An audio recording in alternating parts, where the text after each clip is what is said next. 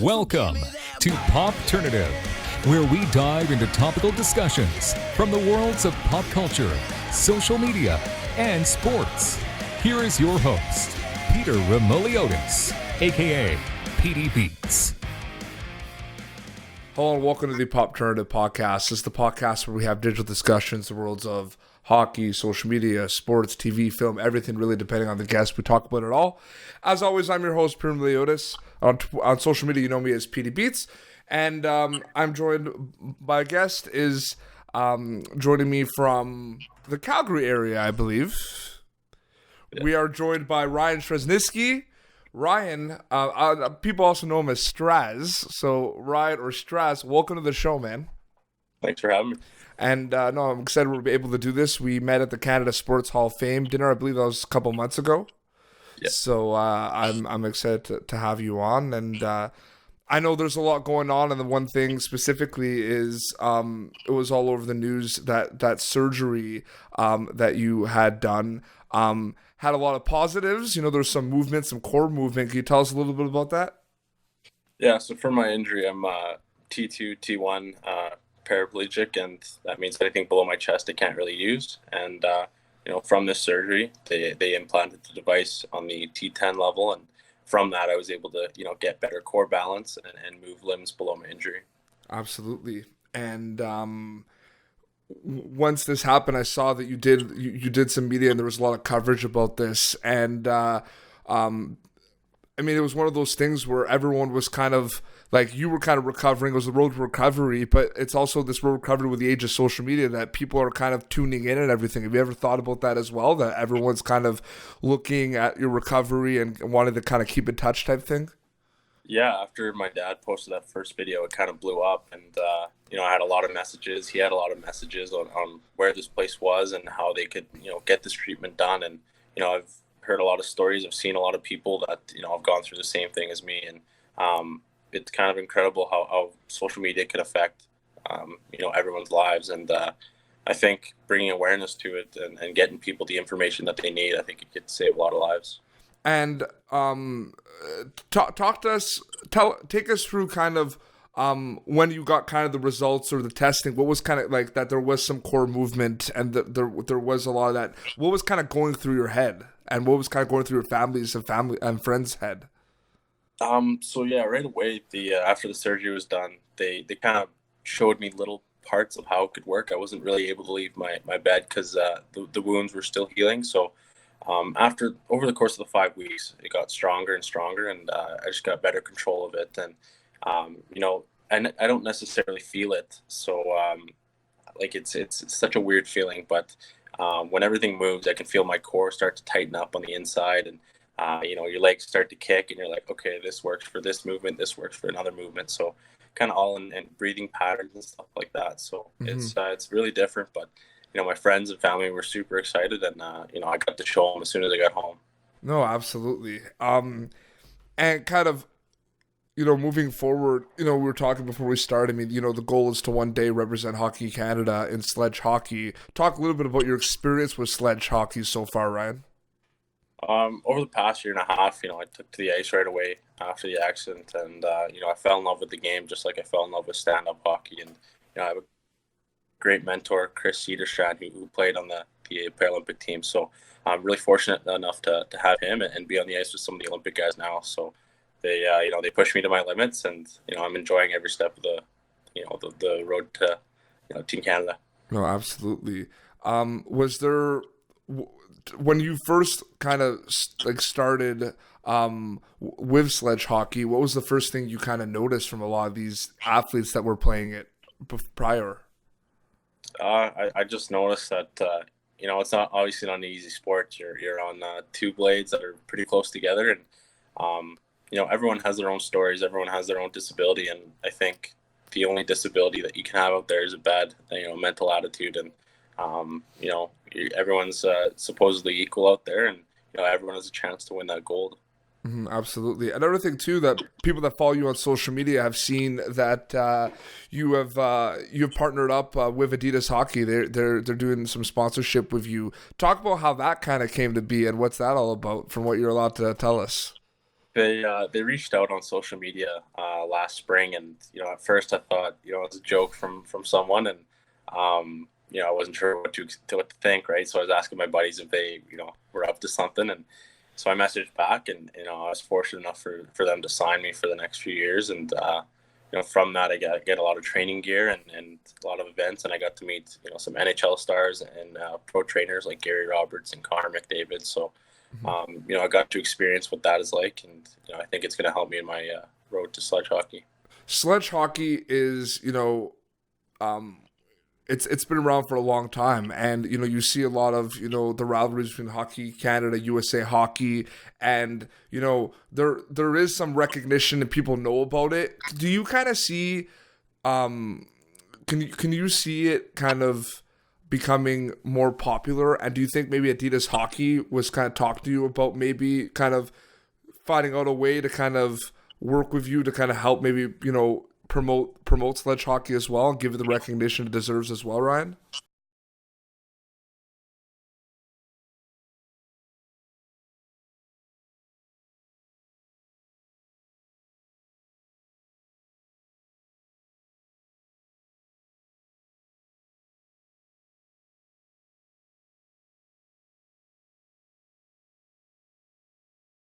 No, absolutely. Talking about a little bit before, a lot of interviews, talking to you, the Canada Sports Hall of Fame, you're all now about trying to create awareness, for a lot of like people that went through kind of similar injuries like you're going through, and kind of basically raising awareness for it and being as positive as you can. You mentioned that you were an ambassador for a program last year, and you're looking to get involved with it this year as well, Ryan. Yeah, so the Wings for Life World Run is sponsored by Red Bull, and it's basically a run that tracks how far you go, like the distance and whatnot, and raises money for spinal cord injury awareness. And I think it's important because there's a huge population of people with spinal cord injuries, and I think that through research and science that hopefully one day there could be a cure. And just a year and a half into my injury, there's already been this epidural stimulator. So it's going to be amazing to see what science can do in the future. It's incredible. Like, a lot of people say that there's no boundaries with science these days. Like, things that you don't think are possible can kind of happen. Like, it's amazing to see the progress of science year after year, Ryan. Oh, absolutely. It's expanding so much, and I think through media, more people are again bringing awareness to it and raising money and doing what they can to help out. So I think it's huge, and the support from around the world is just absolutely amazing. Yeah. Talking about a lot of other stuff too. I understand that you've been watching a show, Letterkenny, lately. Yeah, I'm on the flight to Toronto actually for the Sports Hall of Fame. I watched a few episodes on the plane and kind of had a good laugh, and I really enjoyed it. So I came home and started watching it right away. It's very Canadian, and it's becoming very popular in the States. Do you find that kind of interesting? Oh yeah, it's crazy. I mean, that just the stories they have, and the accents, and it's kind of reminds you of home a little bit, and some of the people you hang out with, and it's just good laughs. Yeah, and I think that's one of the reasons. I think a lot of people kind of watch it, and a lot of people that kind of grow up in small rural towns in Canada, they're kind of like, oh, these characters kind of remind me of people I grew up with. You know what I mean? Exactly. Yeah. For sure. And yeah, no, it's one of those things that you said you've been involved with sledge hockey for a year and a half right now. Talk a little bit about kind of the next steps for you in terms of what you're going to kind of plan on doing with sledge hockey. It's a lot of training, but kind of what are the next steps for you in early 2020, Ryan?